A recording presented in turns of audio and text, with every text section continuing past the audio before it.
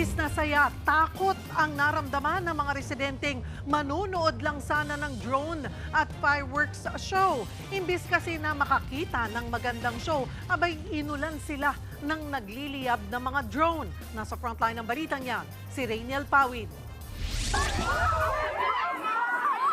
Umulan ng bolang apoy sa Luoyang City sa China. Nagpulasan ang mga tao. Meron na ring mga nagliliyab sa mataas na bahagi ng lugar. Ang mga nagbagsakang apoy, daang-daang drones pala na pumalya habang nasa ere. Pinalipad ang mga ito para sa pagdiriwang ng National Day ng Luoyang City na tinaguri ang fireworks capital ng China. Gagamitin sana sa performance ang mga drone nang bigla itong lumiyab at nagbagsakan. Dahil dyan, nasunog ang mga halaman. Naapula naman yan agad ng mga bumbero, wala ring nasaktan. Nagdulot ng takot at pangambayan sa ilang residente. Tila masamang pangitain daw pero tinablayan ng mga otoridad. Huwag daw itong i-connect sa relihiyon dahil nagkaroon lang daw ng aberya sa drone system. Nagbabalita mula sa frontline, Rainiel Pawid, News 5.